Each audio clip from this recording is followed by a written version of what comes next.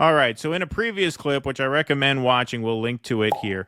You have Candace Owens coming out and basically insinuating that RFK is being blackmailed by Israel into going out of his way as HHS secretary to support Israel unnecessarily. Ian Carroll followed suit and put a little more meat on the bones, gave his own take, basically insinuating that Olivia Nuzzi was part of a deep state honeypot scheme to rope RFK into being blackmailed. And so there's a little bit of trouble in the sort of, anti-Israel right-wing space here, because a lot of the anti-Israel right also likes RFK Jr., even though he's pro-Israel, because they like his stance on the health matters. So when you have to keep your audience together, right, when your grift is falling apart, who do you need to chime in to bring everybody in under the same roof, get everybody back on the same page? Alex Jones chimes in, and this is why this guy is where he is, man. This is a pro at work. This is funny stuff. So here he is chiming in, trying to keep the house in order, shall we say. I think Candace Owens is a great person, super smart, super funny, super witty. So is Ian Carroll. And I think all the investigations they do and the things that they research are really helpful to society. And they're coming from what they do from a place of really trying to make the world a better place. And we really should have open debate about everything. That said, this whole RFK Jr. thing with, there's these women and people at events and he's with women and if this is going on, there's this writer over here that, attacked Candace Owens and, Rabbi Shmuley, who is a demon. And I don't like the fact that Kennedy sits there and says nice things about him. It's ridiculous. So you do have to ask what's going on there. But Kennedy's always supported Israel. And me personally, I don't like the whole Palestinian thing and Iran and Hezbollah, and I also don't like the stuff Israel's doing. Israel clearly stood down on October 7th. You know me, I don't think that's the biggest problem in the world.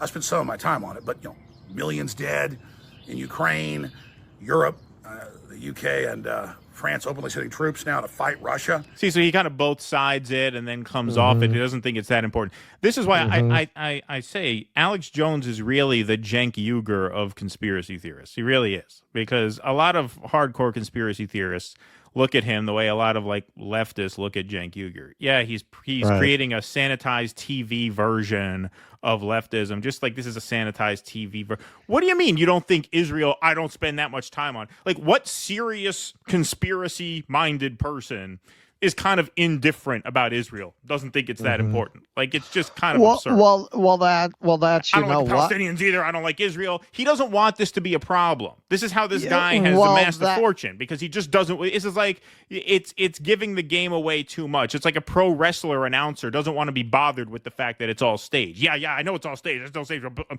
This is a show here. That's how all of these guys in this space negotiate that. That's what Matt Walsh does. Right. Matt Walsh makes it a foreign aid issue. Right. Exactly. Yeah, no, I'm not against anybody. I don't think anyone should get foreign aid. Yeah. Now, as for the issue of the women, this is where it gets really fun. And Putin saying it'll be a bloodbath, we're ready for total war. That's getting about 1% of the coverage of just this total Israel obsession. So from my perspective, I'm just so sick of being on air 30 years and people always being obsessed with Israel, the Christian Zionists that just worship it and think it can do no wrong, no matter who's in charge there.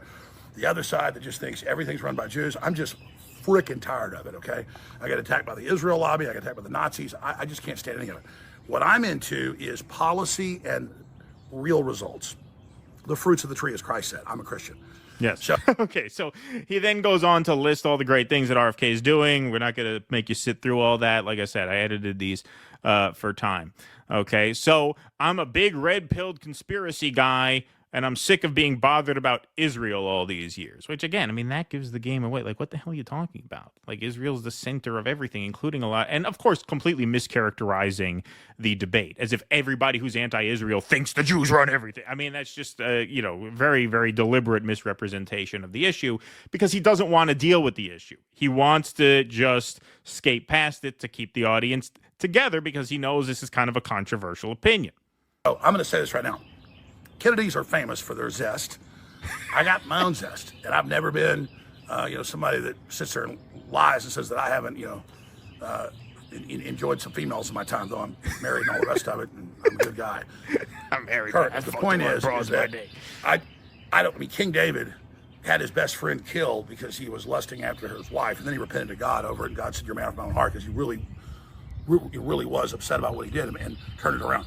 So if you look at RFK Jr., I don't care if his wife's okay with it if he's been with 20 chicks, okay, in the last couple of years, okay, as long as it's consensual. I don't care. I'm not saying it's morally the best thing. I personally have not done stuff like that, but when I was younger and stuff, I was wild. So, but I understand the mindset. And it's great to get a lot of pussy, although you should settle down and commit to one woman. I know we got a lot of Christians in the audience, but we also got a lot of wannabe alpha male incels in the audience. So yeah, fuck a lot of women, but get married and have children. And be faithful, or don't be faithful. As long as it's consensual, doesn't matter. Faithful, not faithful, who cares? I'll tell you, one night I saw they were planning a housing complex right where I got rid of a hitchhiker. And I had to go there right in the middle of the night and dig that up. And I had a hell of a time finding where I put the body. Like all of the contradictions within his audience bubble to the surface here. You have the family values Christians, and you have the wannabe alpha male incels. You have the anti-Israel conspiratorial, Jews run the world people, and then you have the sincere pro-Palestine people, and then you have the anti-Muslim bigots. No doubt, a lot of those in your audience. Like, he's trying to balance everything so frantically, and this is why he's a pro, man. All right, this keeps going. The Kennedys, who are famous for their prowess and for their drive, you also see in life and other aspects. I love this. If you think that's the reason to have some big scandal, even if it's true, and to do all of this and then let them continue with the poison shots and the GMO and all the additives and stuff, it's bullshit. So I am not saying Candace shouldn't cover this and Ian shouldn't cover it, but man, I just listened to an hour plus of this stuff. And Ian's like, well, this isn't really just girl stuff, yeah, it is. I mean, he's right this about lady that. attacked Candace, sneaking around, take out his husband, take a shot. All that's bullshit. That stuff happens to be in my family all the time. I just ignore it. I don't even read it because it's always BS. And it's like when everybody's about to turn on Trump, when the Grab by the Pussy clip came out. It was just him joking around. And I just said, no, Trump's never said he's some big fake, super Christian. He believes in God. He loves God. He's just joking around. And I went on air to all the mainline Christians and I said, don't turn your back on Trump. He's not a hypocrite. And they got that. And Roger Stone's on record that helped turn the tide of people just saying, drop this, okay? Drop it. Trump never said he wasn't a playboy. RFK Jr., it's a freaking playboy, okay? And look at all the kids he's got. He loves kids. He loves life. Look at Elon, 15 kids. People are like, that's not very Christian. Folks, he wants more kids. He wants more people. The globalists want less kids. So you should be in marriage. Is that better? The globalists want less kids, so you should cheat on your wife with as many broads as you can. Fuck as many women as you can. Married, not married. That's what the globalists don't want you to do. Be fruitful, multiply. We're all on the same page with building our entire lives around Bronze Age mythology, right? Okay, so if you get into some of that mythology, God has people having sex with family members, daughters, sisters, all over the place. That's totally acceptable. The wife said, hey, go get it on with the handmaid. So what are we even talking about here? What are we talking about here? You got to stick it to the globalists. Stick it to the globalists. Fuck as many whores as you can. Get them pregnant. Make sure they carry the baby to term. That's what they don't want you to do. I'm naming my next baby Gilgamesh. Yeah, right. Yeah. He wants more kids. He wants more people. Kids. The globalists want leave him alone. Less kids.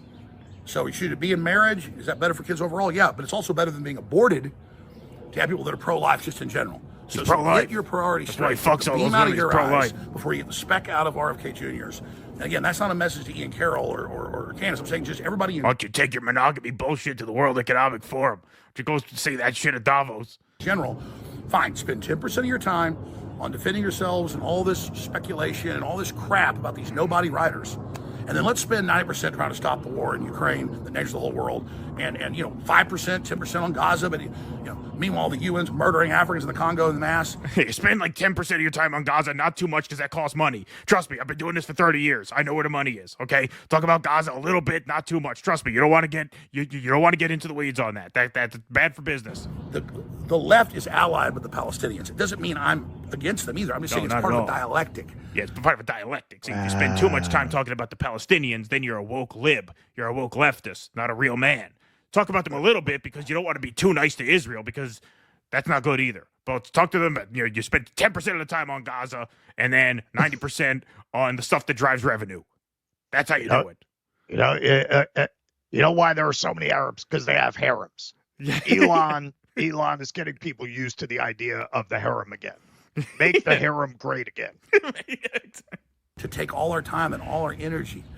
And that's why Israel got caught in the 50s and 60s all over Europe, Spain, and the Middle East, bombing synagogues. This is great. Blaming on outside groups to make Jews move to Israel. The more you attack Israel, the stronger it gets. Because the cult that runs it manipulates and controls the white supremacists and all the groups that then come in. Not all of them.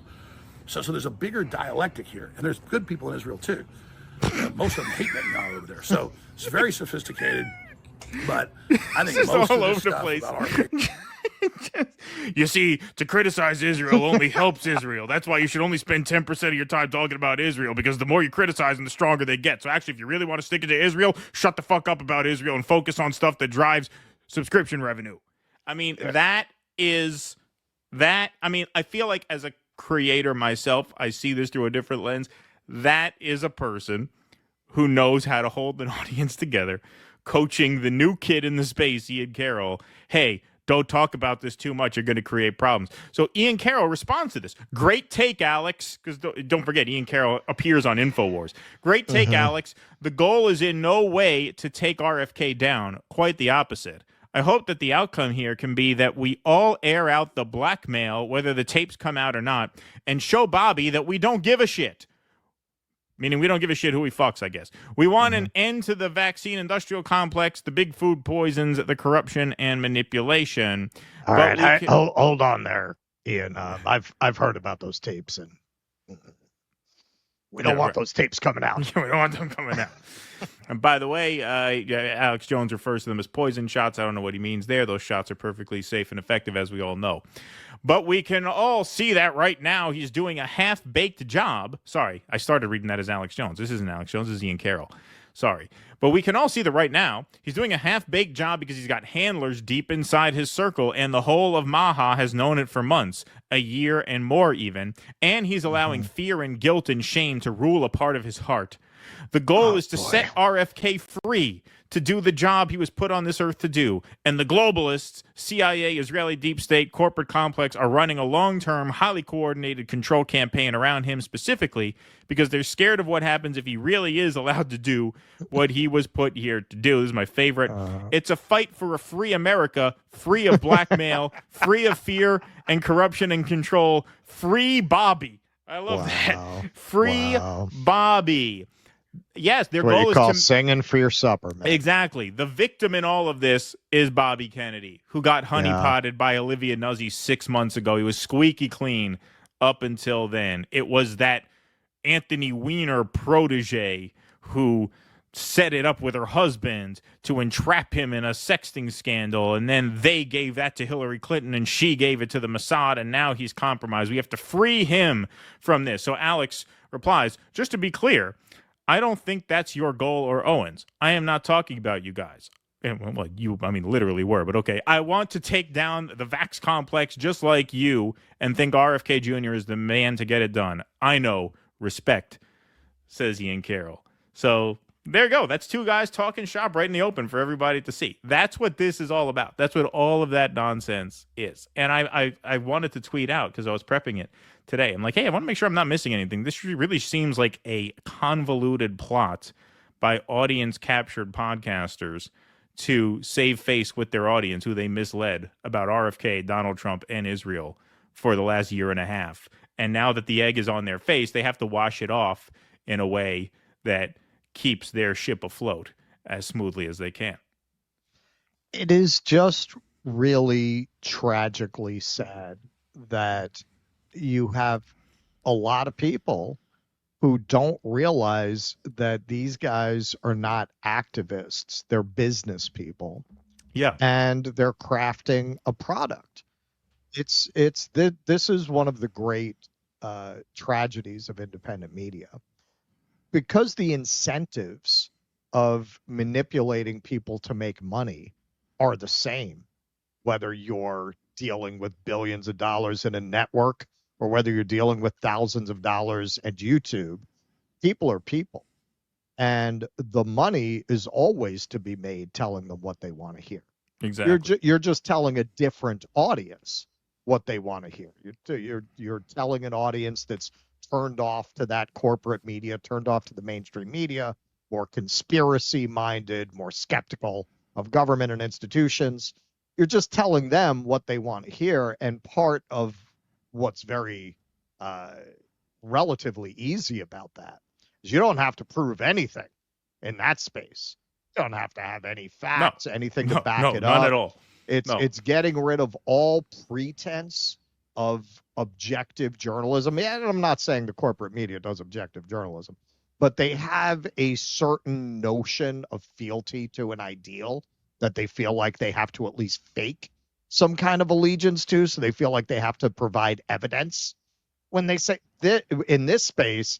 Well, inherently, the evidence doesn't exist because the deep state is hiding it. So, sometimes they will hit on things that are true. Sometimes they'll just mouth off with no evidence. But all the time, they're primarily motivated not by changing the country, not by fixing the country. They're motivated by what is going to retain and grow their subscriber base. And that's how you wind up with a monologue like that. I mean, that monologue should be pulled out if anyone wants to break down for people what the whole thinking is and how you manipulate your audience to pull them in and tell them what they want to hear here, but don't go too far in that direction, and don't go too far in this direction. We saw it the other day. We covered Bannon interviewing Posobiec, and he starts telling the truth, like, yeah, that's classified information, but these Democrats like Snow White. Yeah, exactly. He just realizes, no, I was playing the patriotic MAGA soldiers thing, right? But I can't play that because this is Trump's guys. This is not Democrats, so I better get off that real fast. They're not activists. They're playing activists on TV. But as if you're in this space and you look at some of the things you get negative feedback on, a lot of people are just here to be told what they want to believe. Right. They're there for a religious ritual more than they're there to be informed. It's the 2 minutes hate. It's, hate these people, and it's for an emotional catharsis. And that's why a lot of people get upset if you don't give it to them. If you contradict what they came for, they get and especially if they saw you as a source to give them that, they feel betrayed if you don't give them that. Alex Jones, Ian Carroll, these guys, they're always going to give them that. Yeah, he says it out loud. He gives the grift away. He says, "Talk about Israel, Gaza like 10% of the time, so you satisfy that section of your audience, but don't say it too much because then you're going to alienate the 90%." Yeah, like he's literally just talking shop and numbers on camera. Well, this is what I told people after I went to Rescue the Republic. I guess they were talking to Ian about dick pics, but what I heard was that kind of shit. Right. That's what I keep telling people. What do you think? They're back there talking about principle? No, man. Backstage at Rescue the Republic, they're talking about numbers and subscribers and networking and guesting on each other's shows and growing audience, man. It's a fucking business. Yep. They don't have principles. They're just like Cenk Uygur. That's a very apt comparison. They're going to bend with whatever the trend is in the base audience that they have. Please clap.